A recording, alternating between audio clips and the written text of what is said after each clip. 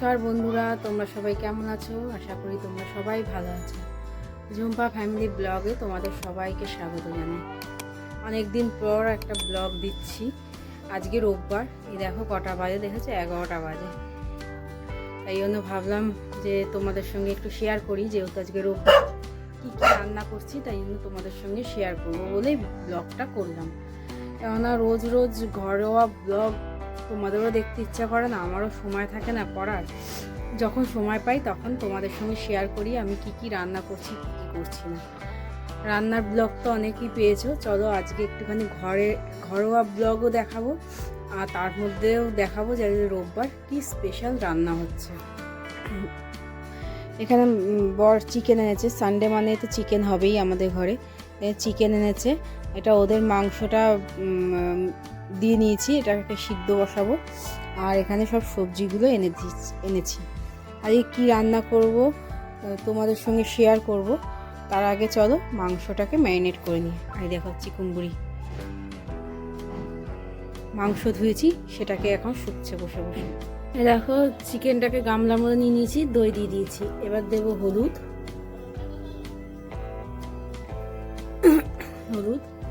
লাল লঙ্কার গুঁড়ো, দিয়ে দেবো আদা রসুন বাটা,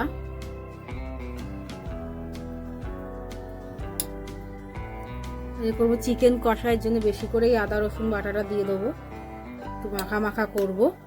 আর দেবো নুন, দিয়ে দিলাম 2 চামচ নুন, 2-3 চামচ দিয়ে দিলাম। তারপরে আবার যখন লাগবে তখন আবার দেব। আর দেব কাঁচা সর্ষের তেল,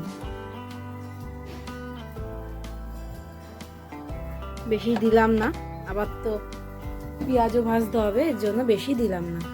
এবার এটাকে ভালো করে ম্যারিনেট করে নেব। চিকেন না ম্যারিনেট করে রাখলে ভালো টেস্ট হয়, এর জন্য চিকেনটা কষানো যদি চিকেন হয়, যদি ঝোল করো তাহলে আলাদা ব্যাপার, আর যদি কষিয়ে রান্না করো তাহলে চিকেনটাকে চেষ্টা করবে সবসময় ম্যারিনেট করে নেওয়া। চিকেনের টেস্টটা খুব ভালো হয়, আর চিকেনটা আগের থেকে একটুখানি ম্যারিনেট হয়ে থাকে, তাই জন্য বেশিক্ষণ কষাতেও হয় না। কারণ কষানোতে তো জল পড়ে না, এই ম্যারিনেট থেকেই যা জল বেরাবে তাতেই চিকেনটাকে সিদ্ধ করব, আর জল দেবো না। এর জন্য চিকেনটা অনেক দিন চিকেন কষা খাওয়া হয়নি, অনেক রকম আইটেমই তোমাদের সঙ্গে শেয়ার করেছি, কিন্তু চিকেন কষাটা মানে কষার মতো চিকেনটা কোনোদিন তোমাদের সঙ্গে শেয়ার করিনি। তাই জন্য ভাবলাম যে চিকেনের ঝোলও অনেক করেছি, তাই জন্য ভাবলাম চিকেনের কষাটা তোমাদের সঙ্গে শেয়ার করি। এই দেখো এটা ম্যারিনেট করে রেখে দিয়েছি। এবার চলো সব অন্যরকম জোগাড়গুলো করে নিই, করে তারপরে আবার দেখা করছি। এটাকে এখন 1 ঘন্টা এরকম ম্যারিনেট অবস্থায় থাক, যতক্ষণ কোটাকুটি করব, তারপরে এটাকে রান্না করব। চলো এই দেখো এখানে মাংসের আলুটা ভাজতে রেখে দিয়েছি। কষা মাংস হোক আর যাই হোক, মাংসতে আলু তো লাগবেই আমাদের বাড়িতে। যদি অন্য কোনো আইটেম না হয় তো কষা মাংস হলে মাংসতে আলু লাগবে, এর জন্য মাংসতে আলু দিয়ে দিয়েছি বড় বড় করে কেটে, সেটাকে ভাজা বসিয়ে দিয়েছি। আর এদিকে ওদের মাংসটা সিদ্ধ হচ্ছে। আর চলো দেখাই, এখানে হচ্ছে সবজি কাটছি, আজকে করব অন্যরকম ফ্রাইড রাইস একটা। আর এখানে মাংসের পেঁয়াজ আর টমেটো কেটে নিয়েছি, আর এখানে বিনস কাটছি। এই পেঁয়াজগুলো বাড়তি রয়ে গেছে, এগুলো আর কিছু করবো না, সালাডটা খেয়ে নেবো। আর এদিকে দেখো এই চালটা ভিজিয়ে রেখেছি, এটা কী চাল বলো তো? গোবিন্দভোগ চাল। আজকে করবো গোবিন্দভোগ চালের একটা পোলাও, মানে পোড়াও না, ফ্রাইড রাইস। আমরা তো মানে বিরিয়ানি যে চালগুলো হয় সেই চাল দিয়েই ফ্রাইড রাইস করি, কিন্তু আজকে ভাবলাম একটুখানি গোবিন্দভোগ চালের ফ্রাইড রাইস করি, তাও আবার অন্যরকমভাবে। চলো এটাকে ধুয়ে রেখে দিয়েছি, ভিজিয়ে এটাকে তুলে রেখে দিই। এটাকে তুলে রেখে দিলাম। এবার সব সবজিগুলোকে কেটে নিয়ে তারপরে বসাবো হচ্ছে মাংসটা। আলুটাও ভাজা হয়ে গেছে, আলুটাকে তুলে দেবো, তুলে রেখে এখন মাংসের পেঁয়াজটা ভাজা। আলুটা তুলে নিয়েছি, ওই তেলেই দিয়ে দেবো গোটা গরম মশলা ফোড়ন। গোটা গরম মশলাগুলো দিয়ে একটুখানি নাড়িয়ে নেবো। এর মধ্যেই দিয়ে দেবো পেঁয়াজ আর টমেটো। বেশি করেই পেঁয়াজটা দিয়েছি, যেহেতু কষা হবে। যদি ঝোল হতো তাহলে এত পেঁয়াজ দিতাম না, যেহেতু কষা হবে একটু কাই তো রাখতেই হবে, এর জন্য পেঁয়াজটা একটু বেশি করে দিয়েছি। এটার মধ্যে দিয়ে দেবো এবার নুন। ম্যারিনেটে নুন দিয়েছিলাম 3 চামচ, তাই জন্য এটাতে বেশি নুন দেবো না, যেহেতু ঝোল হবে না, কষা হবে। তাই জন্য পেঁয়াজটা মধ্যে যেটুখানি নুন দরকার, একটুখানি 1 চামচেরও কম, সেই নুনটুকু দিয়ে দিলাম। বেশি নুন দিলে আবার নুন কাটা হয়ে যেতে পারে, এর জন্য এরকমভাবে অল্প করে নুন দিয়ে দিলাম। চলো এটাকে ঢেকে রেখে দিই, এটা হোক। দেখো পেঁয়াজটা মোটামুটি ভাজা হয়ে গেছে, আর বাদ বাকিটা মাংসের সঙ্গে কষিয়ে নেব। আর এইদিকে চলো দেখিয়ে দিই। দেখো সব সবজি কেটে নিয়েছি। এখানে নিয়েছি গাজর, ক্যাপসিকাম আর বিনস। এটা এক জায়গায় রেখেছি, এটা একসঙ্গে ভাজবো। আর এখানে রেখেছি গাজর, বিনস আর এটা ফুলকপি, সরি। আর এখানে দিয়েছি ক্যাপসিকাম আর কড়াইশুঁটি। এটা আলাদা ভাজবো, মানে আলাদা মানে একসঙ্গেই দেবো। এটা আগে ভেজে নেবো, তারপরে এটা ভাজবো। চলো এটার মধ্যে মাংসটা দিয়ে দিই। এই দেখো পাগুলোকে ছাড়িয়ে এরমভাবে রেখে দিয়েছি। এই পাগুলো খেতে খুব ভালো লাগে, তাই জন্য এটাকে ম্যারিনেট করা হয়নি বলে এটাকে এরকমভাবে রেখে দিয়েছি। একবারে কষিয়ে নেবো। এই দেখো মাংসটা দিয়ে দিয়েছি। এবার মাংসটাকে ভালো করে মিশিয়ে নেবো পেঁয়াজটার সঙ্গে। এবার এটাকে ঢেকে ঢেকে কমিয়ে এটাকে কষিয়ে নেব।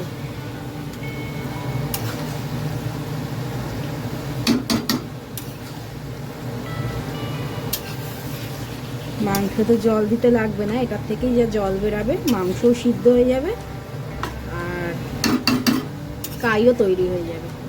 এর জন্য যেহেতু দই দিয়েছি সেহেতু আর জল দিতে লাগবে না।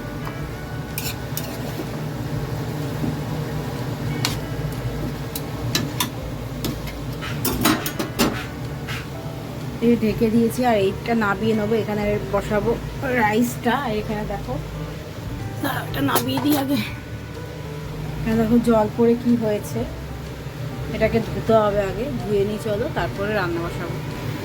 দেখো যেরকমভাবে রাইস করি সেরকমভাবে জলটা বসিয়ে দিয়েছি। এখানে দিয়েছি গোটা গরম মশলা সব রকম, আর সাজিরা, আর হচ্ছে গোলমরিচ, গোটা গোলমরিচ আর নুন। এটা দিয়ে জলটাকে ফুটতে দেবো। এখন তেজপাতা দিতে ভুলে গেছিলাম, তাই তেজপাতাটা দিয়ে নিই। আমি মশলার সঙ্গে মানে সব সবজির সঙ্গে গোটা গরম মশলা দেবো না, এর জন্য জলের মধ্যে দিয়ে দিলাম। মানে গোটা গরম মশলাটা মুখে পড়লে ঠিক পছন্দ করে না, এর জন্য বেশি একটা দিই না। ওই জলের মধ্যে দিয়েই, যেহেতু চালটার মধ্যে দিয়ে একটা স্মেল আছে আলাদা, এর জন্য বেশিও একটা দিলাম না। আর ওই যেটুখানি দিতে হয় সেইটুখানি দিলাম। আর এইদিকে দেখো মাংসটাকে কষিয়ে নিচ্ছি। মাংসটা দেখো এখনই কত জল বেরিয়ে গেছে, মাত্র দিলাম। আস্তে আস্তে তো আরও জল বেরাবে।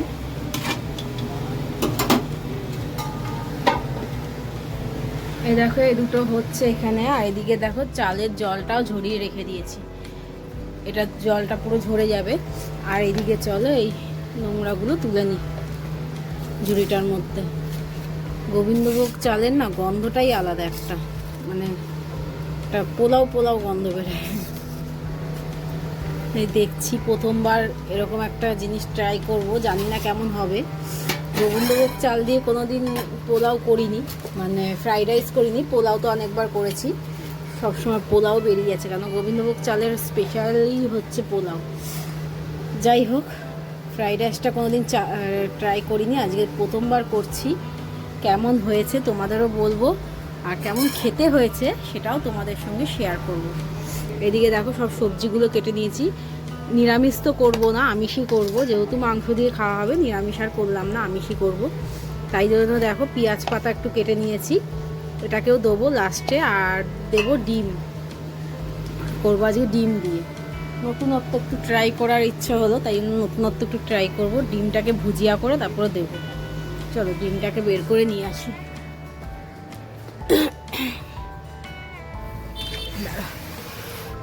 এই দেখো, আমি একবারে ট্রেনে রেখে দিই, কেননা আমাদের ঘরে প্রচুর ডিম খাওয়া হয়, এই জন্য একবারে ট্রেনে রেখে দিই। বেশি ডিম দেবো না, এই 4টে ডিমই দেবো। দাঁড়াও, এখন মাংসটার কত জল বেরিয়ে গেছে, আর ঢাকবো না ভাবছি, ঢাকলে আরও জল বেরিয়ে যাবে, মাংসগুলো সব গলে যাবে। এর জন্য এরমভাবেই কষাবো।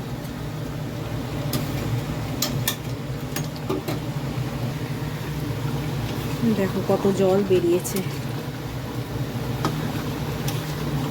মাঝে মাঝে নাড়তে হচ্ছে, কেননা বাড়ানো রয়েছে গ্যাসটা, না নাড়লে নিচে লেগে যাবে। চলো দেখিনি এটা কি পর্যায়ে রয়েছে, জলটা ফুটেছে নাকি। জল এখনো ফোটেনি, ফুটছে। আর এইদিকে চলো বাসনগুলো মেজে নেবো। দেখো কত বাসন বেরিয়েছে, বাসনগুলো মেজে নেবো। আর এই ডিমটা ফেটে গেল, এর জন্য এই ডিমটাকে এটার মধ্যে দিয়ে দিয়েছি। আর এই ডিমটা সব একসঙ্গে ফেটিয়ে পরে এসে করবো। আর এই জায়গাটাও গুছিয়ে নেবো। দেখো দাঁড়া, দেখাচ্ছি একটা জিনিস, দেখাচ্ছি তোমাদের। এই দেখো কত কুল এনেছি। দেখো ছেলে তো খাবে না, সরস্বতী পুজোর আগে ছেলে খাবে না, তাই জন্য আমার জন্য নিয়ে এসেছি কুলগুলো বিশেষ করে। আর এত মিষ্টি কুলগুলো যে কি বলবো, মানে ছেলে খাচ্ছে না, মিস করছে, এত মিষ্টি। মানে এই কুলগুলো খাবো, প্রচণ্ড পরিমাণে মিষ্টি কুলগুলো, মানে কটা ছেড়ে যে কটা খাবো সেটা এখানে, এত মিষ্টি।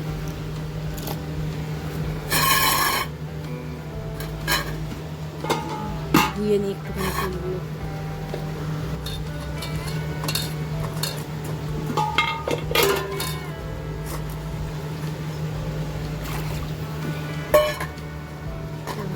খাই, খুব মিষ্টি ফুলগুলো,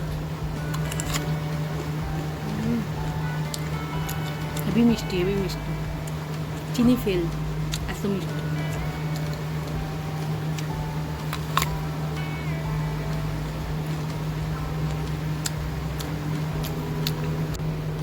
এখন তো কেউ মানেই না যে সরস্বতী পুজোর আগে কুল খেতে দিই, কিন্তু আমরা মানতাম যে সরস্বতী পুজোর আগে কুল খেতে দিই। আমরা ছোটোবেলায় কত মানে কুল দেখলে লোভ সামলাতে পারতাম না, কিন্তু সরস্বতী পুজোর আগে খেতাম না। যাই হোক, আমার ছেলেও মানে এটা, যে সরস্বতী পুজোর আগে কুল খেতে দিই, এই জন্য ও খায় না কোনোদিন কুল। ওই সরস্বতী পুজো হয় সেদিনকেই ও খায়, আর এছাড়া খায় না। এই জন্য আমার জন্য এনেছি।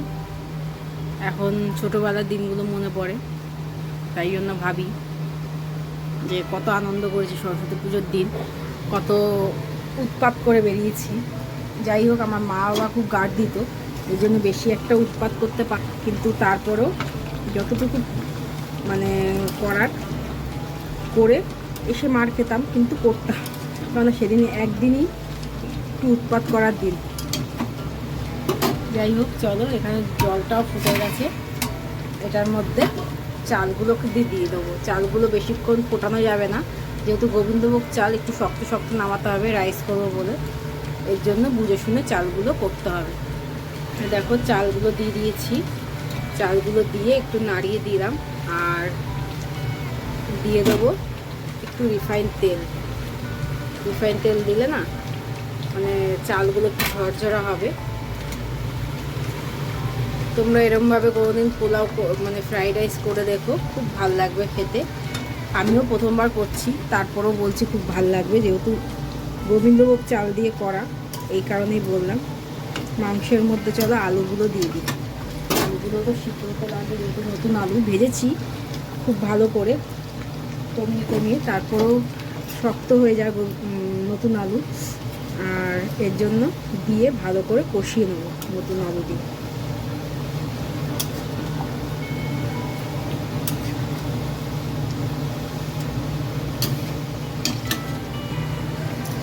এই যে আমার যে গরম মশলাটা করা থাকে ঘরোয়া, সেটা একটুখানি দিয়ে দিলাম, 2 চামচের মতো দিয়ে এবার নাড়িয়ে দেবো।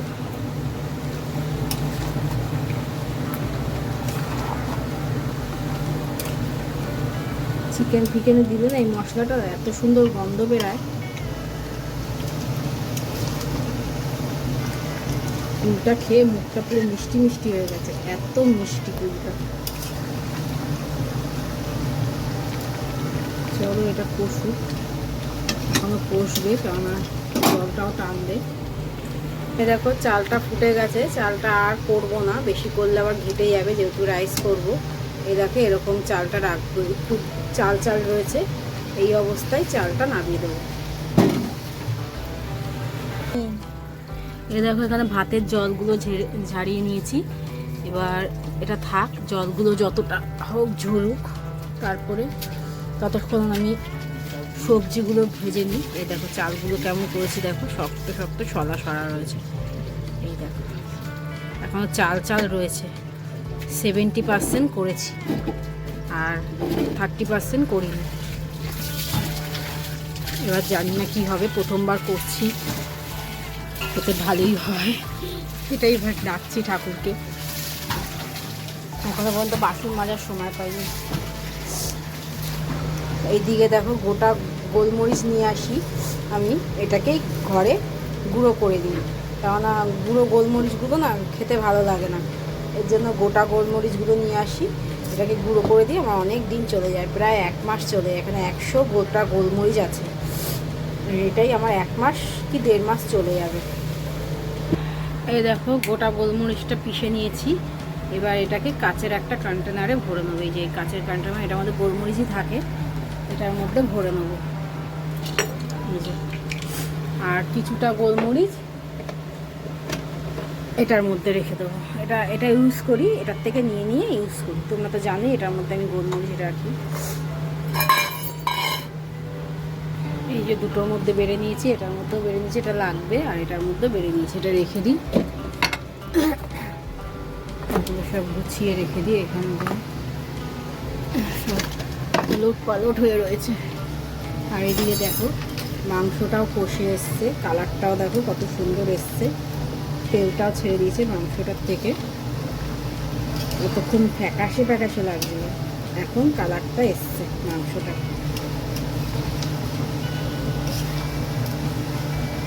একটু হোক, তারপর একটু ঘি দেবো, গরম মশলা দিয়ে দিয়েছি, ঘি দেবো, দিয়ে নামাবো। আর এটার মধ্যে কড়াইটা বসিয়ে দিয়েছি, এটাতে রাইসের সবজিগুলো ভাজবো। এ দেখো কড়াইতে রিফাইন তেল দিয়ে দিয়েছি, আর দিয়ে দেবো ঘি, তোমরা চাইলে পুরো ঘিও করতে পারো, আমি ঘি আর রিফাইন তেল মিশিয়ে নিয়েছি, আবার যদি পরে লাগে মিশানোর সময় সবজিগুলো তখন দেবো, এখন এইটুখানি ঘিয়েই থাক। দেখো সবজিগুলো দিয়ে দিয়েছি, সবজিগুলোর মধ্যে নুন দেওয়া যাবে না, নুন দিলে জল ছেড়ে দেবে, এই নুন ছাড়াই সবজিগুলোকে আঁচ বাড়িয়ে ভেজে নেব, বেশি কমিয়েও ভাজা যাবে না, সবজিগুলোর কালারটাও যাতে এরকম থাকে, আর একটু যাতে ভাজা ভাজাও হয়ে যায়, এটাও দেখতে হবে, এর জন্য আঁচটা বাড়িয়ে বাড়িয়ে ভেজে নেব।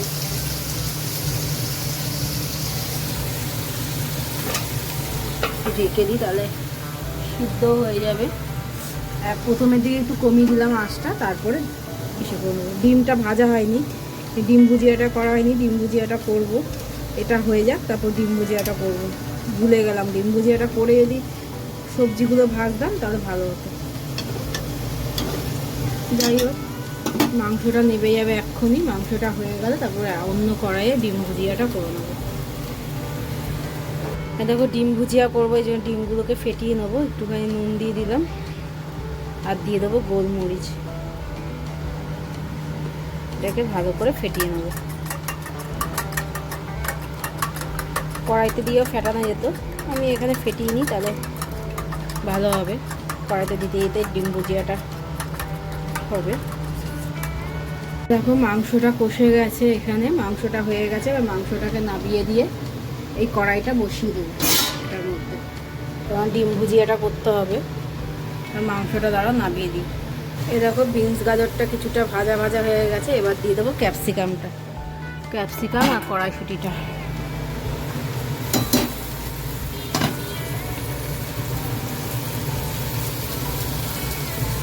ক্যাপসিকাম আর কড়াইশুঁটিটা দিয়েও ভেজে নেবো।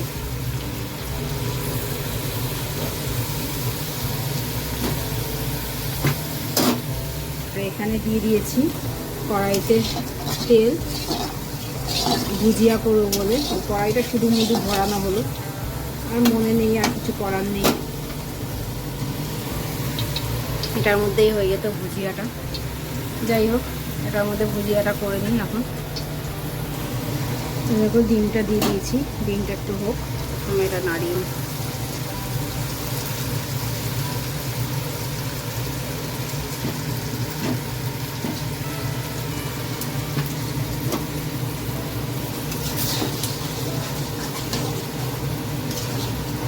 গ্যাসটাকে বাড়িয়ে দিয়েছি, বাড়িয়ে দিয়ে ডিম ভুজিয়াটা করে নেব। আর এদিকে মাংসটাও বেড়ে নিয়েছি, দেখো মাংসটার কালারটা কত সুন্দর এসছে।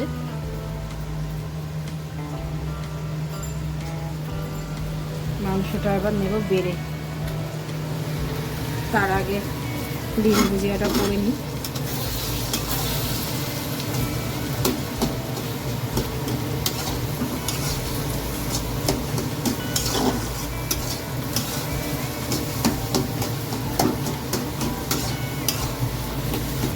এই দেখো, তোমরা যদি নিরামিষ করো তাহলে এটার মধ্যে কাজু কিশমিশও দিতে পারো।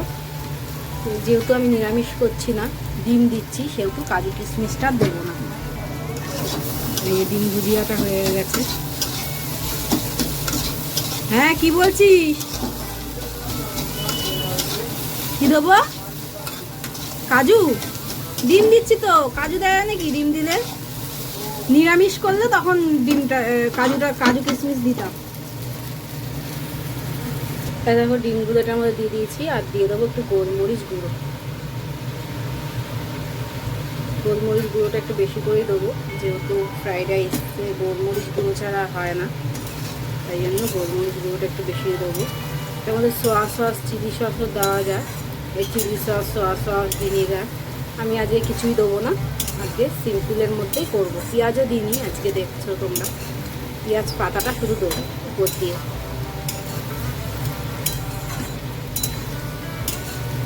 হয়ে গেছে ভাজা, চলো পেঁয়াজ পাতাটা দিয়ে দিই।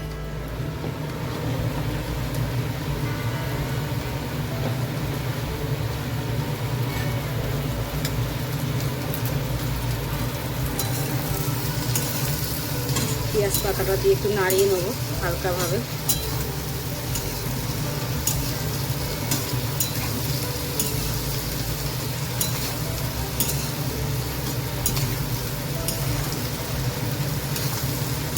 এটা হয়ে গেছে, এটাকে এবার ঢেকে রেখে দেবো। তত সময় মাংসটা একটু বেড়ে নিই। দেখো মাংসটা মাংসটা বেড়ে রেখে দিয়েছি। এটা দুপুরবেলা আর এটা রাত্রিবেলা, দুভাগে করে রেখে দিয়েছি। তাহলে এটাকে ঢেকে রেখে দিই। এবার এটাকেও ঢেকে রেখে দিই।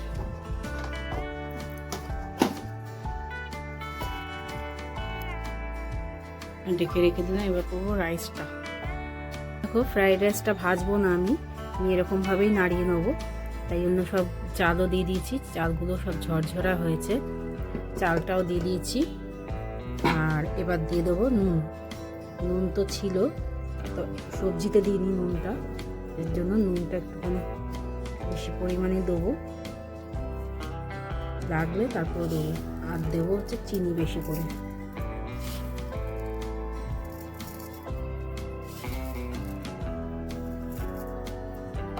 দেবো গোলমরিচ গুঁড়ো।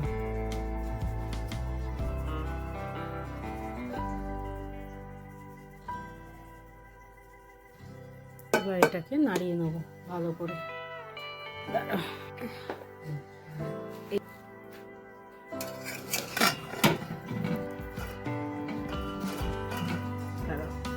নাড়িয়ে নিই। এই দেখো রাইসটা কত ঝরঝরা হয়েছে। দেখো একটা চালের সঙ্গে একটা চাল মিশিয়ে নিই, এভাবে মিশিয়ে নিয়েছি।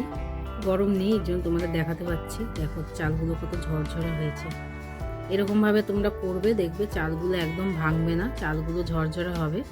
এরকম দেখাচ্ছি, এদিকে নরমও হয়েছে, এদিকে চালগুলো একটাও ভাঙেনি, সব কটা ঝরঝরা হয়েছে। যখন খাবো তখন একটু গরম করে নেবো মাইক্রো ওভেনে, তাহলে গরম হয়ে যাবে। এখন এটাকে ঢেকে রেখে দেবো।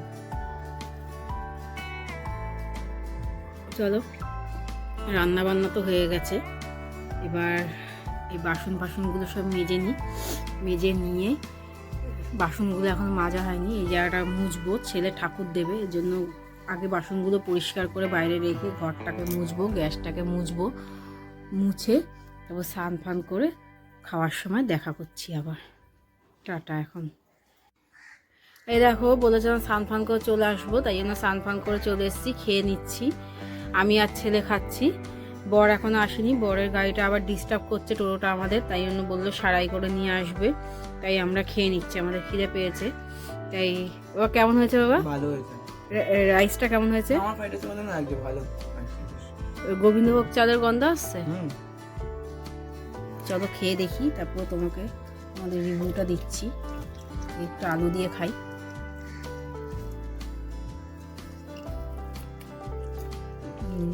ভালো হয়েছে।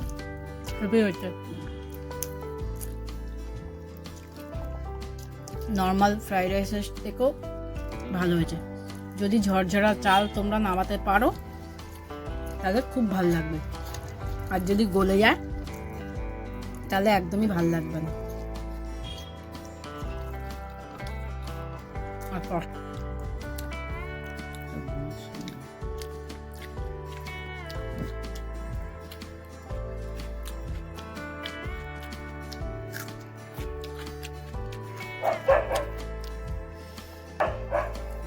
হেভি হয়েছে, তোমরা কোনোদিন করে দেখো, খুব ভালো হয়েছে।